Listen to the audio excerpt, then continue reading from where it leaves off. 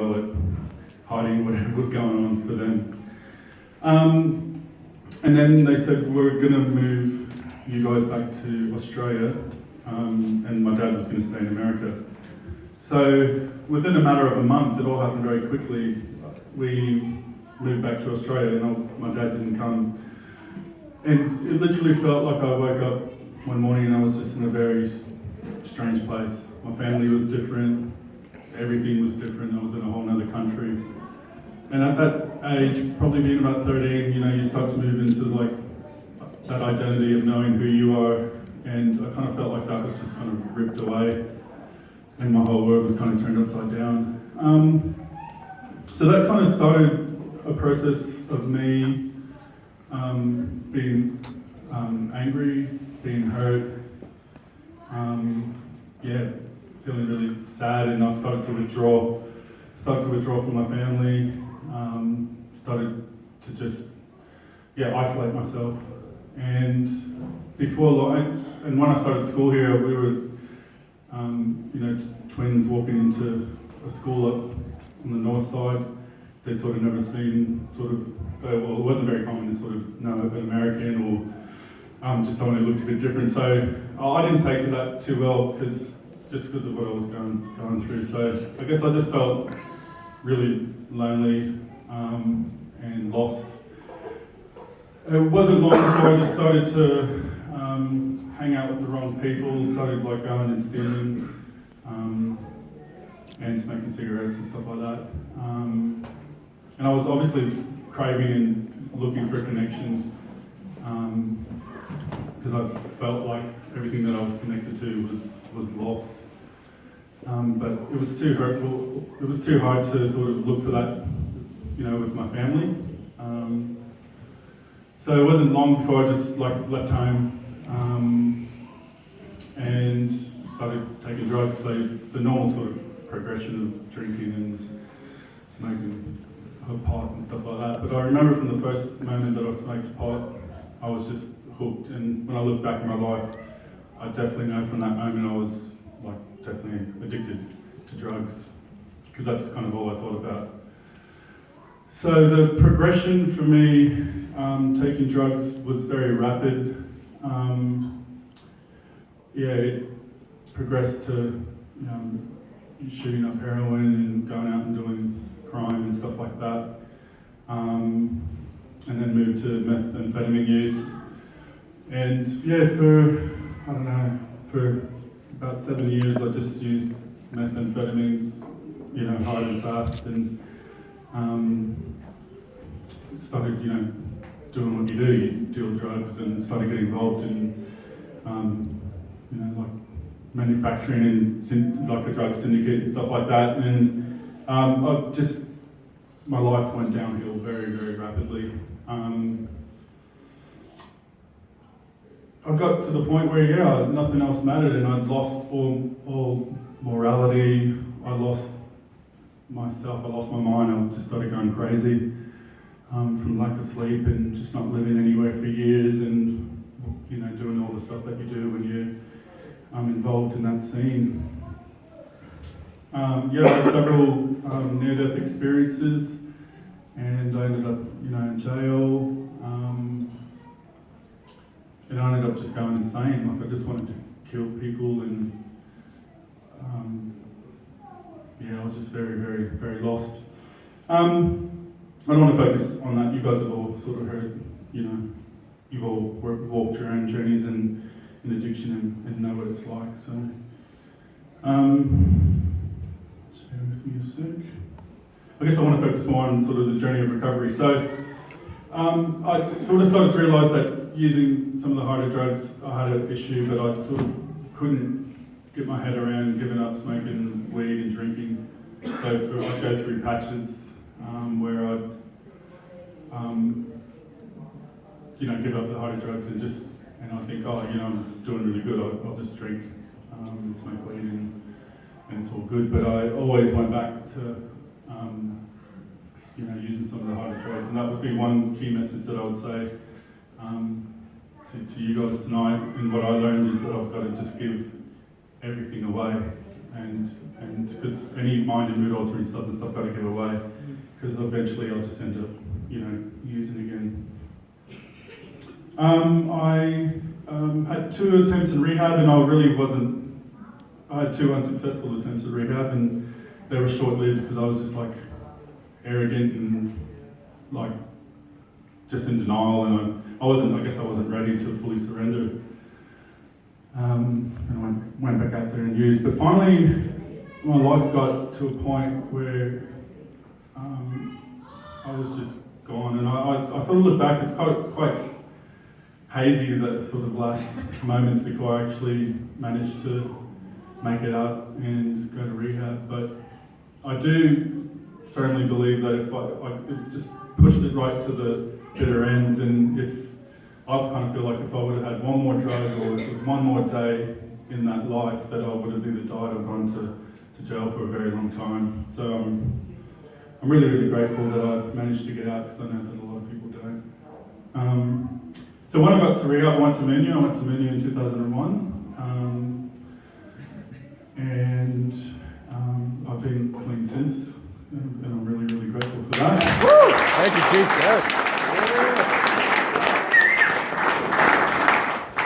I guess I want to share with you a bit about my journey of how that's happened. Like I said, I guess I was actually really desperate. I just knew that I didn't want to go back to the hell that I just come from. So don't tell me what to do. That's all that I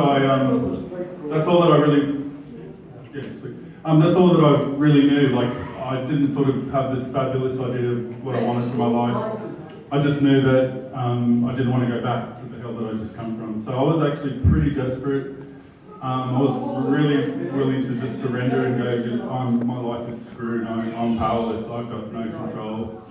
And I kind of didn't have to contend with that denial anymore, which is really, really good. And that was a really strong platform for me to sort of build my recovery on.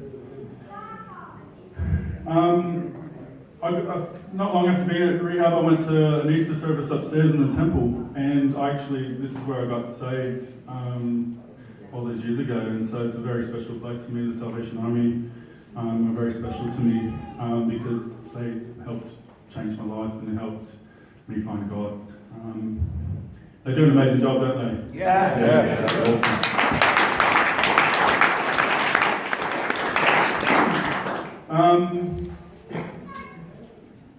I remember that moment getting saved. They did what I now know as the altar call, but I just remember some guy up the front sort of going, if you feel something in you, if your heart's beating fast, or if you feel God sort of, telling you to respond, then I invite you to come down the front. And like, my heart was just beating under my chest, and I just kind of was on autopilot and just kind of got up, and I was at the upper level, so I had to like go downstairs and walk down the middle like I kind of did tonight, and I wasn't giving high fives or anything, but I think on the way back I must have, because it was pretty special. And I just simply just knelt down next to this Salvation Army guy, and he just prayed over me and just asked me to sort of repeat a prayer, and it was that simple. And I became a Christian, and I became saved, and I became redeemed and forgiven and healed. I experienced God's forgiveness, very rapidly after that. Like, I was still really angry and carrying a lot of hurt. I was angry at my dad for not coming out when he said he would, and then when he came out, he was just this different person, like this guy I didn't know, and he kind of just never stepped up as a dad. And I remember when he came the first night, I sort of ran to stay with him, and we stayed in Spring Hill, and he went out clubbing like the first night and just went clubbing for the next like 7 nights, and I was just kind of like waiting for this guy to kind of put his arms around me and say, what are you doing with your life, son? And he didn't. And that was pretty hard. So I just went off again and just did what I always did, which was use drugs and go hard. How am I going for time? I don't know if they put a photo up of me before, but I've got back when I was using, way back in the day, we didn't really have phones. We didn't have like smartphones. We didn't take selfies. You know, it wasn't that kind of era. Like, and the last thing I wanted to do back then was probably take a photo anyway. But I did, through digging up, I did find one photo. So that's me. I don't know. I might have been 18 there. I'm not too sure. But hopefully, I look a little bit different in that picture than I do now.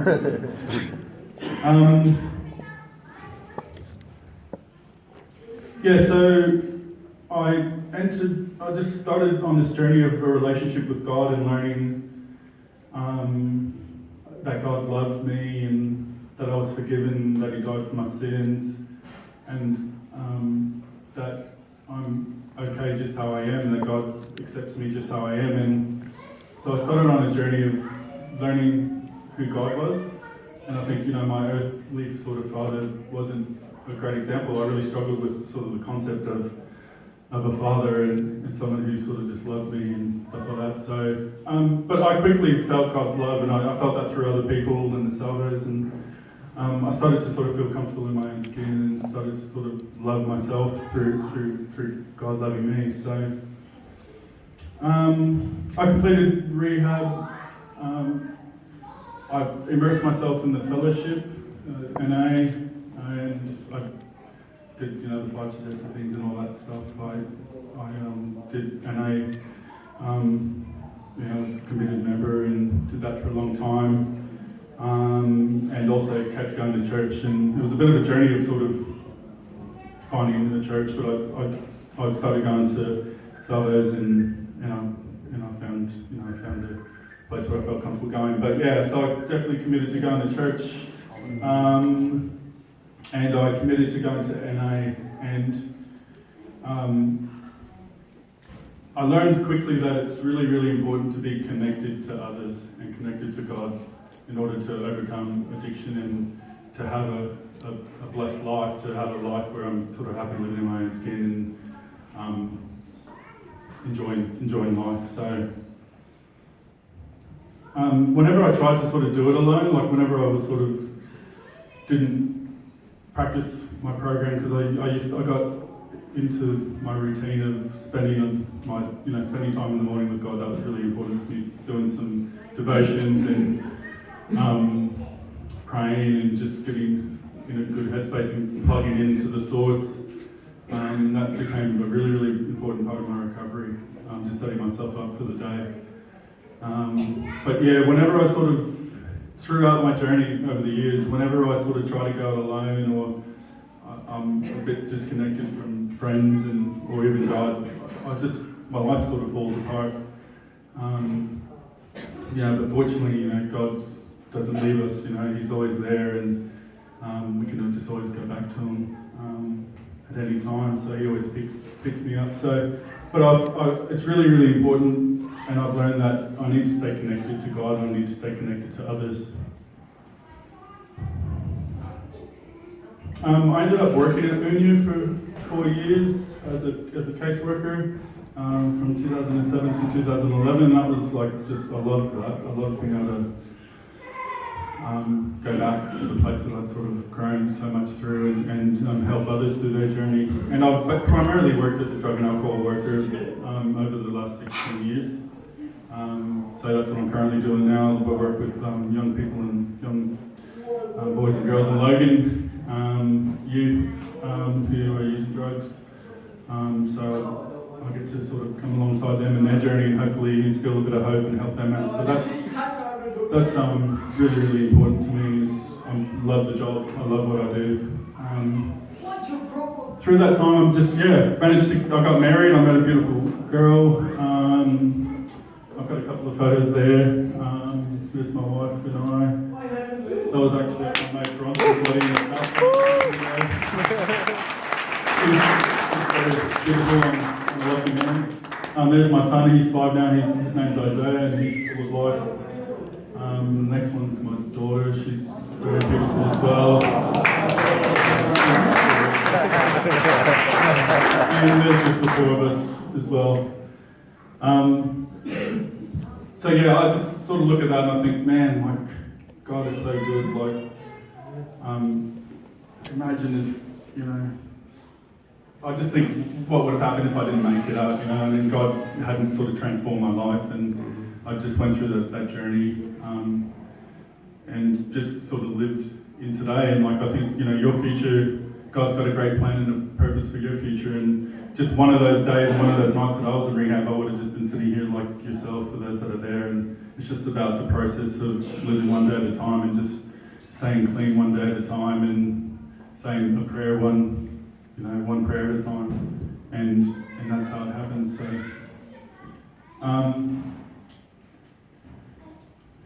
yeah, I think connection for me is the key. Like, addiction is such a isolating, lonely disease. I mean, every person here who's been through addiction could definitely relate that it's such a lonely, isolating disease. And I think coming into recovery, like, it was really hard to connect and to be vulnerable and to do life with others, because I just got so used to just being in my own world and not trusting anybody and all that kind of stuff. So it's definitely like, there was a lot of moments through rehab and early recovery where, you know, like I learned through trial and error and conflict and all kinds of stuff. And all the way through, I look back and God's placed people in my life along the way that have just helped me. Like through rehab, there was a sort of older, wiser guy who had a few runs at recovery and had a lot of sort of wisdom, and he just spoke into my life and helped me through that period. And God brings people in through the different seasons, and has helped me through. And I think that's, and I want to encourage you that God will definitely bring the right people into your life. And if you're craving that connection, just ask, and I'm sure He'll bring the right people into your life. But I've got some amazing friends here tonight, and I do life with them. And I know they've got my back, and they're there for me when I need them, and I'm there for them when they need them. And it's just so good not to be lonely, to feel alone, to know I've got a God that loves me, who's always there for me, but also that I can see it through other people. I can see God through other people, and that they're there for me. I just had my good friend who's here tonight go through a really, really extreme situation where he lost a child, and this is in the last 2 weeks, and it was just so difficult. But I've seen him go through that with the support from God, with the support from family, with the support from friends, and come out smiling and praising God. And you know, like, I just look at that and I think, wow, like, with God and with my connection with my friends, like, I can actually get through anything. And I would just want to encourage you guys too, that it's the same for you. I just will finish off by saying, stay connected to God, stay connected to others. Like, if you're not on your journey yet there with God, like, make sure you just stay connected to others at least. But I encourage you to